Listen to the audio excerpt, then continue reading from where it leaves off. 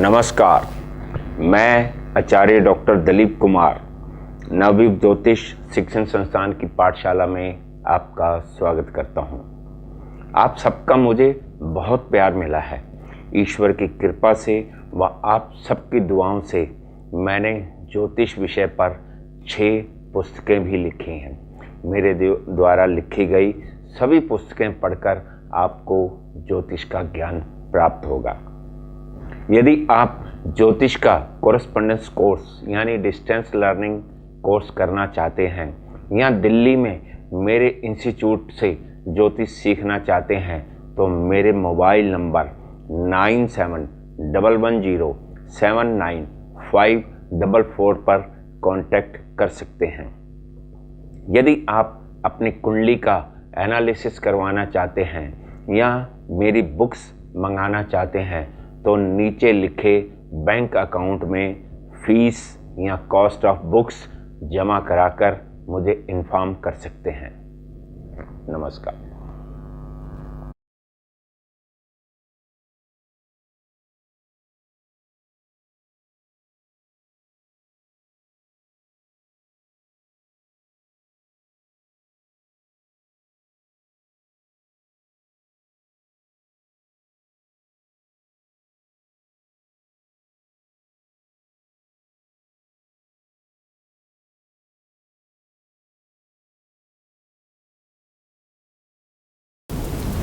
नमस्कार, मैं Acharya doctor Dilip Kumar PhD gold medallist Navyug Jyotish Shikshan संस्थान की पाठशाला में आपका स्वागत करता हूं।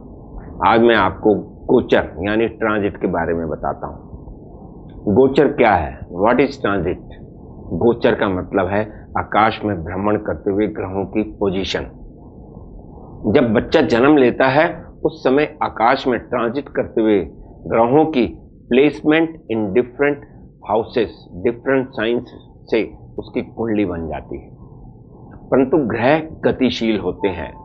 ब्रह्मांड में घूमते हुए ग्रहों की स्थिति एक समान नहीं होती है।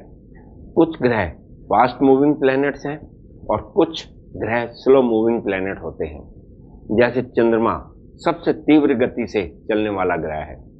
चंद्रमा एक राशि में केवल 2.5 दिन सवा 2 दिन रहता है और शनि अत्यंत मंद गति से स्लो चलने वाला ग्रह होता है।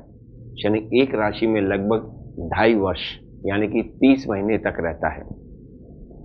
एक बात हमेशा याद रखनी चाहिए कि ट्रांजिट किसी घटना को जन्म नहीं देता है। गोचर केवल कुंडली में बनने वाले योगों को यानी कि कुंडली में दिखने वाले प्रोमिसेस को अपनी महादशा अंतरदशा में स्पोर्ट से फल देते हैं। गोचर केवल सूचना देता है। घटना शुभ है या अशुभ ये कुंडली में बनने वाले योग बताते हैं। योग तभी फलित होगा जब उन योगों में इन्वॉल्व ग्रहों की दशाएं होंगी। किसी भी भाव से रिलेटेड घटना के फल तभी प्राप्त होते हैं जब गोचर के ग्रहों का संबंध भाव, भावेश या कारक ग्रह से होगा। जैसे किसी जातक की संतान का विचार करते हैं तो 5th हाउस, 5th लॉर्ड व कारक गुरु का संबंध ग्रहों के गोचर से होगा तथा कुंडली में संतान का योग होगा, प्रॉमिस होगा और दशाएं भी सपोर्ट करेंगी तभी संतान हो सकती है। गोचर में कौन से ग्रह शुभ फल देते हैं, अशुभ फल देते हैं, ये चंद्र कुंडली से देखा जाता है। अब मैं आपको कौन सा ग्रह कब शुभ फल देता है बताता हूं। सबसे पहले सूर्य। जन्मकालीन चंद्रमा से यानी कि मून साइन से, चंद्र राशि से सूर्य जब तीसरे, छठे, 10वें और 11वें भाव में गोचर करता है तो शुभ फल देता है। चंद्रमा जन्मकालीन चंद्रमा से जब तीसरे, छठे, 10वें, 11वें तथा पहले और 7वें भाव में गोचर करता है तो शुभ फल देता है। चंद्रमा जन्मकालीन चंद्रमा से चौथे, 8वें और 12वें भाव में गोचर करते समय बहुत अशुभ फल देता है। मंगल जन्मकालीन चंद्रमा से मंगल 30 भावों में यानी कि तीसरे, छठे, 11वें भाव में शुभ फल देता है। अब बात करते हैं बुध की। जन्मकालीन चंद्रमा यानी नेटल चार्ट के चंद्रमा से बुध दूसरे, चौथे, छठे, 8वें, 10वें और 11वें भाव में गोचर करते समय शुभ फल देता है। गुरु जन्मकालीन चंद्रमा से गुरु दूसरे, 5वें, 7वें, 9वें और 11वें भाव में ट्रांजिट करते समय शुभ फल देता है।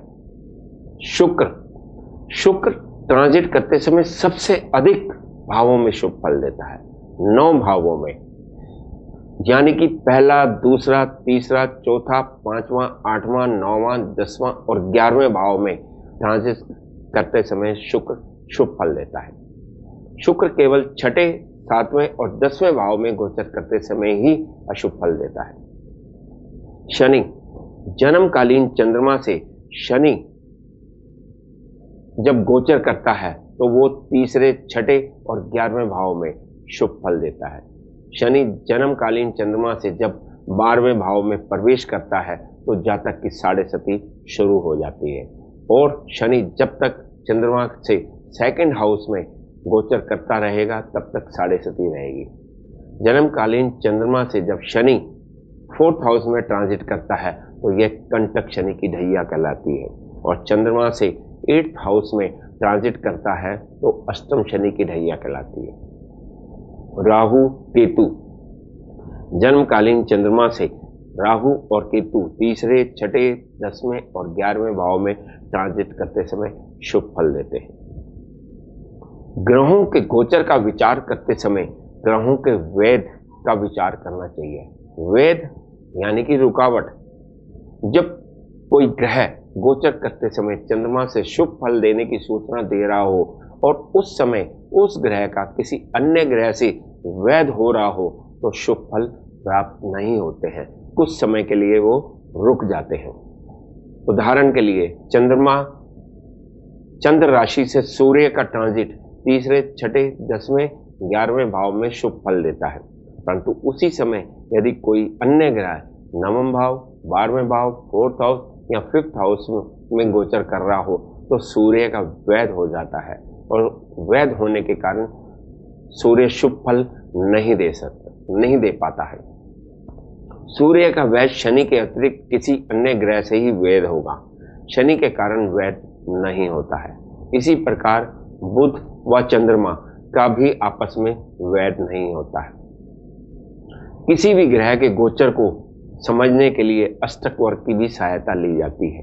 गोचर के ग्रह शुभ फल या अशुभ फल देंगे, इसका निर्धारण अष्टक वर्ग की सहायता से भी किया जाता है। जब गोचर के ग्रह किसी भाव में गोचर कर रहे हों और जहां पे 4 से कम बिंदु होते हैं वहां उस ग्रह का गोचर शुभ फल नहीं देगा। यदि 4th हाउस में यदि उस भाव में 4 से अधिक बिंदु होते हैं तो शुभ फलों में वृद्धि हो जाती है। इसी प्रकार यदि सर्वाष्टक वर्ग में 28 या 28 से अधिक बिंदु हों तो शुभ फल प्राप्त होते हैं। अब आपको बताते हैं ट्रांजिट करते समय ग्रह किस पीरियड में, किस समय अपना फल देते हैं।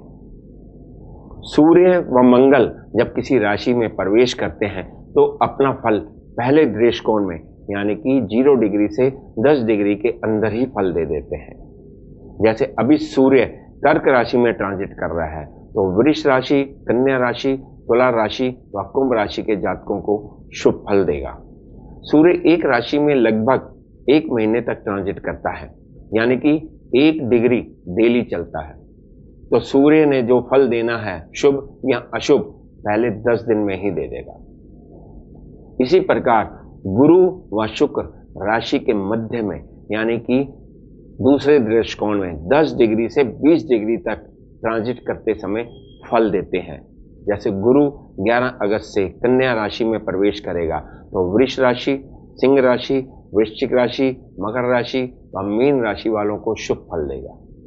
गुरु लगभग 12 महीने तक एक राशि में ट्रांजिट करता है, यानी कि गुरु 5वें महीने से लेकर 8वें महीने के बीच में अपना शुभ फल अधिक देगा। चंद्रमा व शनि तीसरे दृष्टिकोण में यानी कि 20 डिग्री से 30 डिग्री तक अपना फल देते हैं। गोचर के वक्री ग्रहों की दृष्टि पिछले भाव से भी ली जाती है। वक्री ग्रह चेष्टा बली हो जाते हैं, यानी कि कोई ग्रह शुभ फल देना चाहता है तो वक्री होने के बाद अधिक शुभ फल देगा, लेकिन कोई ग्रह अशुभ फल देना चाहता है और वक्री हो तो उसकी अशुभता बढ़ जाती है। नेक्स्ट वीडियो में आपको मूर्ति निर्णय के बारे में विस्तार से बताऊंगा। नमस्कार।